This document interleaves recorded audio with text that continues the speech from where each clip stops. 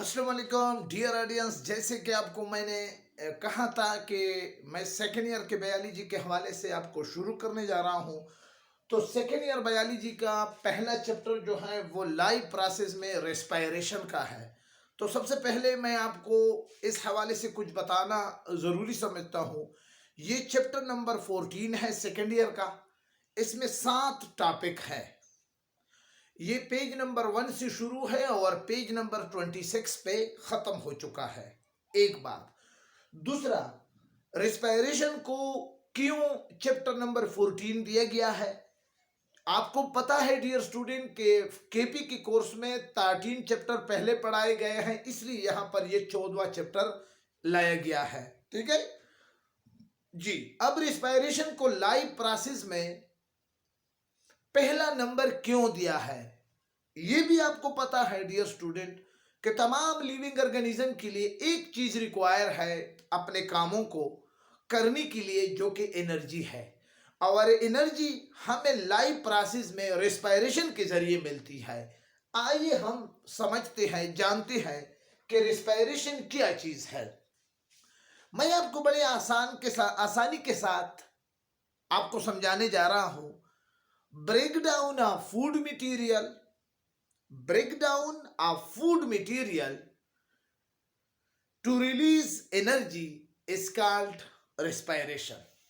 ये बात आप याद रखें कि जो फूड मटेरियल है, मिसाल के तौर पर आप कार्बोहाइड्रेट की मिसाल ले, या प्रोटीन की मिसाल ले, या लिपिड की मिसाल ले, यानी फूड मटेरियल को हम जब ब्रेक डाउन कर लेते हैं डाइजेस्टिव सिस्टम के जरिए, जब वो ब्रेक डाउन हो जाता है तो इस प्रोसेस के नतीजे में एक एनर्जी रिलीज हो जाती है। उसी एनर्जी को फिर हम क्या कहते हैं कि ये क्या है, ये रेस्पायरेशन है। इंशाल्लाह आगे मैं आपको रेस्पायरेशन और ब्रीथिंग पर इंशाल्लाह इसके डिफरेंस भी आपको समझाऊंगा।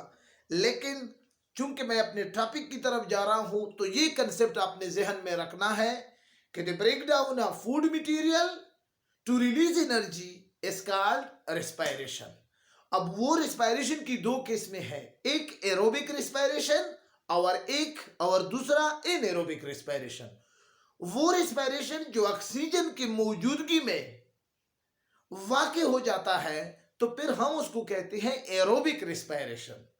वो रेस्पायरेशन जो ऑक्सीजन के गैर मौजूदगी में वाक़ हो जाता है तो फिर हम उसको कहते हैं एनएरोबिक रेस्पायरेशन। क्लियर जी। तो प्रॉपर्टी ऑफ रेस्पायरेटरी सरफेस हमारा पहला टॉपिक है। जैसे मैं आपको कह चुका हूं कि इस चैप्टर में 7 टॉपिक है। आज एक छोटे से टॉपिक को मैंने लिया है जी, रेस्पायरेटरी सरफेस। अब इसका क्या मतलब है, फिर इसके बाद हम प्रॉपर्टी पढ़ने की कोशिश करेंगे। रेस्पायरेटरी सरफेस उस सरफेस को कहा जाता है जहां पर एक्सचेंज ऑफ गैसेस वाक़ हो जाता है विद एनवायरमेंट। ठीक है ना। The surface, the area where the exchange of gases take place by the process of diffusion is called respiratory surface।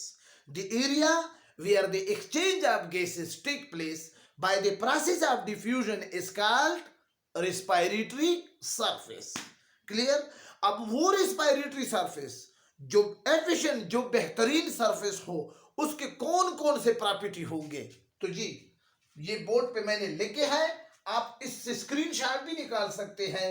इनको आप नोट करें, बिल्कुल इसी अंदाज से आप अपने नोटबुक पर लिखें और इसको याद करें। अब जी सबसे पहले इट मस्ट बी परमिएबल, यानी रेस्पायरेटरी सरफेस में एक प्रॉपर्टी ये होनी चाहिए, एफिशिएंट रेस्पायरेटरी सरफेस में जो बेहतरीन सरफेस हो उसमें एक परमेबिलिटी यानी नफूस पजीर होना चाहिए। वो गैसेस को अलाउ करे एक जगह, एक पार से दूसरी जगह। मिसाल के तौर पर ये सरफेस है, यहां पर ऑक्सीजन है, ये ऑक्सीजन यहां पर आ जाए तो इस सरफेस के थ्रू आ जाए तो इस प्रॉपर्टी को हम कहते हैं परमेबिलिटी। यानी ऐसी सरफेस होनी चाहिए जिस पर गैसेस या चीजें अलाउ होती है, ऐसे ना हो कि ये इम्परमेबल हो, फिर यहाँ पर जब अलाउ नहीं होगी तो ये एफिशिएंट रेस्पिरेटरी सरफेस नहीं है। बहरहाल वो सरफेस जो चीजों को अलाउ करती है, यानी एक पार से दूसरे पार, ठीक है ना जी। तीसरा, ये सरफेस क्या होगी, तीन वाल होगी, यानी बहुत ही बारीक होगी और 1 मिलीमीटर या इससे भी कम हो सकती है, ठीक है। तीसरी बात, it should possess a large surface area, इसका सरफेस एरिया ज्यादा होना चाहिए। जब ज्यादा सरफेस एरिया होगी तो ज्यादा गैसेस आएंगे, जब ज्यादा गैसेस आएंगे तो रिस्पिरेशन बेहतरीन होगी, इसलिए, ठीक है।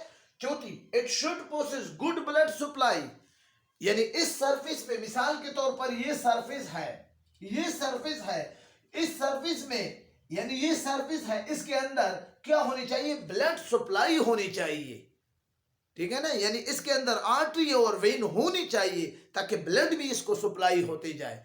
ऐसा सरफेस जिसमें रेस्पिरेटरी सरफेस तो हो लेकिन ब्लड सप्लाई ना हो तो फिर वो बेस्ट काम नहीं कर सकती, ठीक है जी। आगे, there should be a good ventilation mechanism, इसमें मसाम यानी छोटे छोटे सुराख भी होने चाहिए। ऐसी रेस्पिरेटरी सरफेस जिसमें छोटे छोटे सुराख हो ताकि गैसों का इखराज और गैसों का अंदर जाना आसानी के साथ इन स्टोमेटा पर, इन सुराख पर, इन वेंटिलेशन मैकेनिज्म पर आसानी के साथ क्रॉस कर सके जी।